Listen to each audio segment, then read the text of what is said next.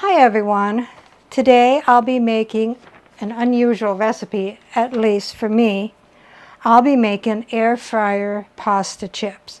Now you can make these in the oven and I'll leave the recipe for both down below.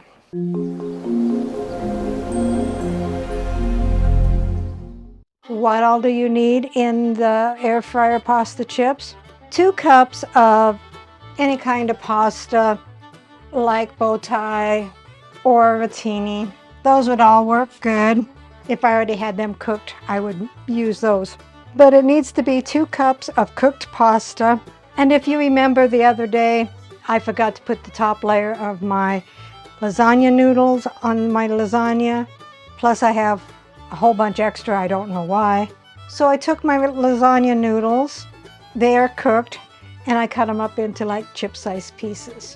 1 tablespoon olive oil, 1 teaspoon of garlic powder, 1 teaspoon of Italian seasoning, salt and pepper to taste, and optional grated Parmesan cheese. So let's begin. So take a large bowl, put in your lasagna pieces or whatever pasta you're using. Supposed to use 2 cups. These are actually going to be kind of big. I'm going to put them all in there. I don't know how well it will cover. It's funny, I had all this leftover lasagna noodles. I didn't want to throw them away, and I stumbled across this recipe. So I hope it works. You seeing how much noodles I have? All right, so all of the noodles are in there. Then you want to mix all your seasonings, the 1 tablespoon of olive oil, the 1 teaspoon of Italian seasoning, 1 teaspoon of garlic powder, salt and pepper to taste. I'm doing a half a teaspoon of each. Chips are kind of salty, so I don't know if that's going to be enough salt or not. And then mix this all up until they're totally coated. You want to hit air fry, you want preheat, which is already showing, you want to turn it, which is already showing, you want the 400 degrees. We'll go down to, it says 8 to 10 minutes. I think I'm going to do 9 minutes. And start. It's preheated. I'm going to put my liner in, then put in my pasta. Do not overcrowd, put them in a single layer. We'll have to be doing several batches of these. Put them back into the air fryer, and it will tell me when it's time to turn them over. Okay, I'm going to turn the food. That's what they look like. Flip them over. 2 of them kind of got moved together. You want to be careful not to do that. And then let them finish cooking. I would suggest a lesser time and not preheat it. They are very crunchy. To me, they're almost burnt. Dave probably will like them. I like them a little bit lighter color. So I'm going to do them maybe 8 minutes. That's all of them right for the first batch. Then if you're going to be using the Parmesan cheese while they're still hot, sprinkle that on there so it can stick. I'll make some with the Parmesan cheese and I'll make some without. So by the 3rd time of adjusting temperature and time, this is an oven recipe, and they did give air fryer recipe, but for me it's way off. By the 3rd batch, this is what I've come up with. They are crispy, they are golden brown, not preheated. Cooked them at 370 for 6 minutes and turned them over halfway through. You make them as dark as you want them. All air fryers are not the same, so you may have to play around with it for a little bit. But I'm happy with this batch, so I'll finish up using the same method as I did with this last batch. So here are the air fryer pasta chips. Dave's not here, so I'm going to go over to the table and give you my opinion. All right, I'm clarifying that the recipe that I found was indeed for the oven. And at the very end of the recipe, they did say you could cook it into the air fryer. Recipe was the exact same, except for the timing was 8 to 10 minutes. Two things wrong with that.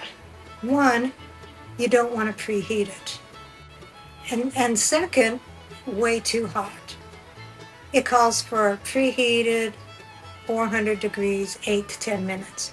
So the first batch I preheated 9 minutes at 400, way too crispy. Second one, 400, 8 minutes, not preheat, way too crispy. Then I went to 380 for 8 minutes, and that's what I got, this one and this one. This one's not bad, this one's still too dark. So then I went to 370 degrees, not preheated, for 6 minutes. And that's where I got these. They're crispy, they're golden brown. I haven't tried these yet, but I think I'm gonna like these ones better.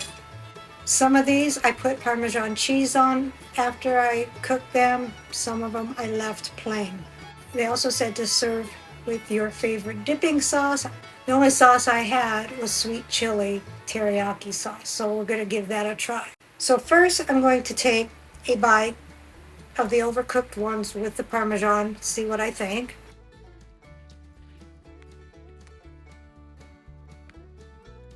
This one's not bad because it's not as cooked as the other one. This one has the Parmesan on it. I do like the flavor. I am going to try on the other end to dip it into the sauce and see if that tastes any better. They don't go together. I think if you found a good sauce that would go with them, it would be an okay thing to dip. But I thought it tasted good plain. This one, my burnt one, without Parmesan cheese, I'm almost afraid to taste this one.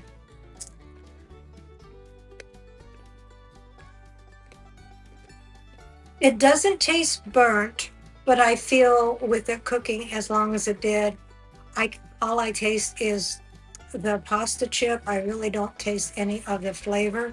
But of course, this also does not have the Parmesan. Let me try the dipping sauce with the non-Parmesan one, see if it makes this one taste better.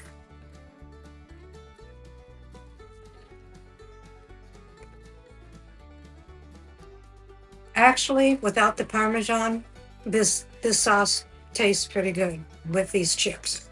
So next I'm going to try the Parmesan with the less cooked chip without the sauce.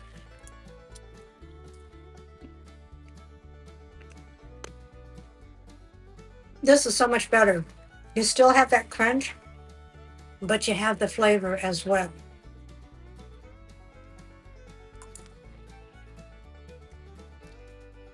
Again, the sauce overpowers the taste on that. But if you found a sauce that actually complemented these chips, then I think it would be fine without the Parmesan.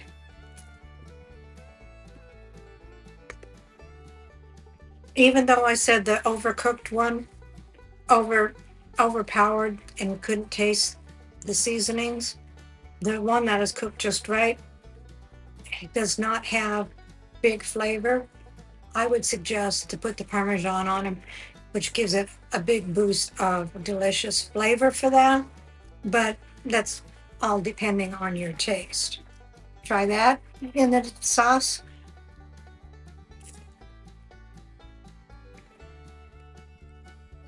My final thoughts on this is I like the one that's cooked less with the Parmesan.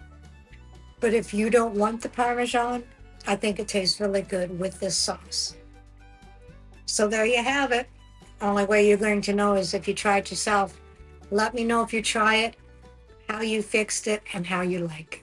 Until next time, this is Cooking with Sherry. Recipe deals for easy meals. Please like, subscribe, and share. This is Cooking with Sherry. Until we meet again.